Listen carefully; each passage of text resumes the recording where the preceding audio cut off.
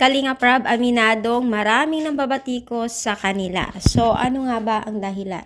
So, for today's video ay bago natin umpisa ng ating paksa for today's video, kung bago ka pa lang sa aking channel, please subscribe po, like, and pakihit na rin po natin guys ang notification bell upang ma-update po tayo tuwing ako ay nag-upload patungkol sa Team Kalingap, and especially po ipakisupport po natin ang buong Kalingap, no? Especially po sila Kalinga Prab, Kuya Bal, lahat po ng kasama nila sa pag-charity vlogger.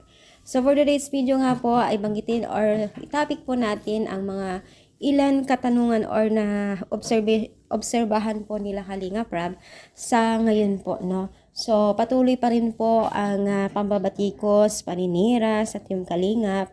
Bagamat po ay syempre nagiging focus po ang mag-ama sa pagtulong na kahit sobrang hirap na mabatikos at gawan ng issue o gawan ng negatibong pag-iisip ang mga ibang netizens na nambabatikos sa kanila, pero syempre handa pa rin na ipakita ang Team Kalingap o ang dalawang mag-ama na sila Kalinga Prab at Kuya Bal na kung ano yung tunay na layunin nila sa atin, sa mga nangailangan ng tulong, gaya po ng mga kabataan na talagang kailangan po ng tulong. So sabi nga ni Kalinga Prab ay mag-focus na lang daw sila sa mga pagtulong kaysa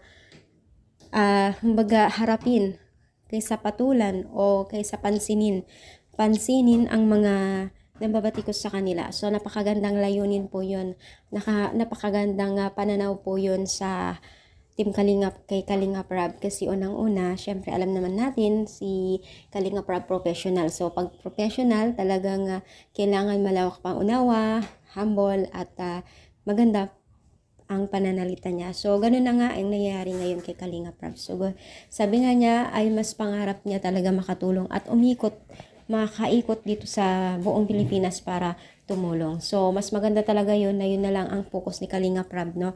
Kaysa naman mag-focus sa mga negatibong people na wala naman pong maiambag, kundi paninira o paninita sa mga negatibo o pagkakamali. Hindi nila nakikita ang kabutihan na idudulot po ng Team Kalingap. Kumbaga, sa 10 nagawa, isang pagkakamali doon nakapokus na yung mga tao sa pagkakamali na yun. Kaya po, talagang hindi rin talaga natin maiwasan yung mga ganitong klaseng tao, no? So, ano yung masasabi dito sa ating pag-support today's video?